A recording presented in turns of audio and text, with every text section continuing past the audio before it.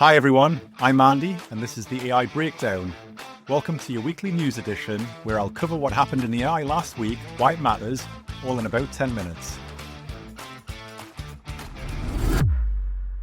SoftBank has gone properly all in this week, completing a $41 billion investment into OpenAI and walking away with roughly an 11% stake. OpenAI is now valued at about $300 billion post-money, and this cash doesn't just buy model research. It buys the thing nobody can magic up overnight, infrastructure. SoftBank's been pushing into data centers, including that Stargate project with OpenAI and Oracle. This deal basically screams that the bottleneck isn't ideas, it's compute and power. Now, speaking of the infrastructure race, Elon Musk is doing Elon Musk things. xAI has bought a third data center building in Memphis for its Colossus supercluster. Reuters says this expansion is aiming for nearly 2 gigawatts of compute and at least 1 million GPUs once fully built.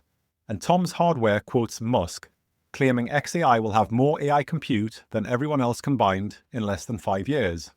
On the one hand, it's hard not to be impressed by the sheer pace and scale. On the other, big claims are kind of his brand. And the obvious question is, does sheer compute automatically translate into better models and better products? I'm not convinced, but time will tell. For the rest of us, the practical takeaway is that the AI leaders are turning into power companies as much as software companies. If you're building AI features, the platform you depend on will be shaped by who can secure chips, electricity, and data center space. Over in China, we're seeing the money move in a different way. It's flowing into public markets. Reuters reports that MiniMax is leading a year-end IPO wave in Hong Kong. MiniMax is looking to raise up to 4.19 billion Hong Kong dollars, about $537 million, at a valuation around $6.5 billion. And it wasn't alone. MiniMax and 5 other tech firms launched listings collectively worth 16.7 billion Hong Kong dollars, which helped cap Hong Kong's strongest IPO year since 2021. 2 bits here are worth underlining.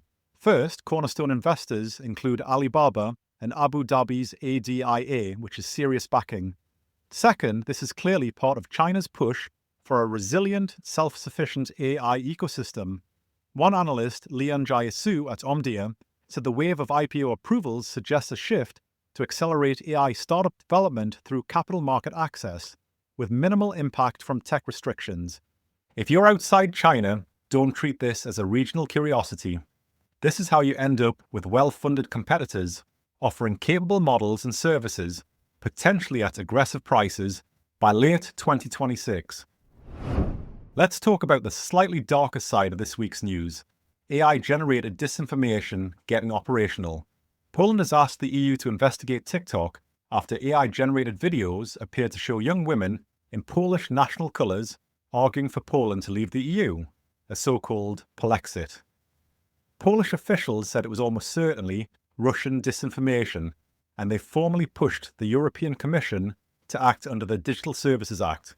The key quote here is from Poland's Deputy Digitalization Minister, Dariusz Standerski, who warned the synthetic videos pose a threat to public order and the integrity of democratic processes across Poland and the EU. TikTok says it removed content that violated its rules, and Brussels has confirmed it's received Poland's request. Why does this matter? Because Europe is setting the tone for how AI content gets policed on big platforms. If the EU starts making examples, fines under the DSA can reach up to 6% of global turnover, platforms will get stricter, faster. That will shape what's allowed in ads, political messaging, and even how AI-generated media has to be labelled. Meta also made a very loud move. It's set to acquire Manus, the Singapore-based AI startup that was founded in China in 2022 and later relocated amid US-China tensions. Reuters says insiders pegged the valuation between $2 and $3 billion. Manus went viral by claiming it had the world's first general AI agent, something more autonomous than your average chatbot, able to make decisions and execute tasks with much less prompting.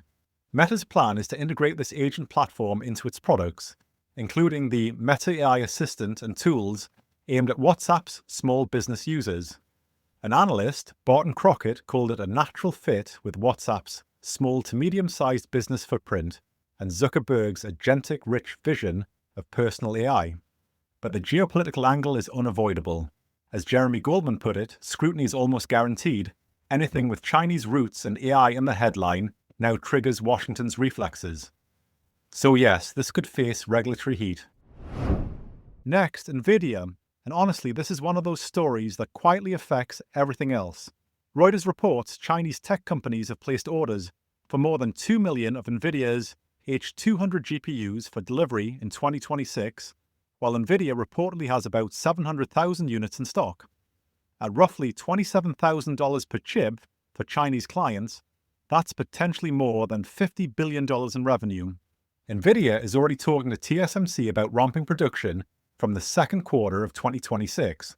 Nvidia also insisted that licensed sales of the H200 to authorized customers in China will have no impact on their ability to supply customers in the United States. We'll see. The reason you should care is simple. Hardware availability is strategy. If China's effectively queuing up for that much compute, it can squeeze supply, raise prices, and extend lead times for everyone else.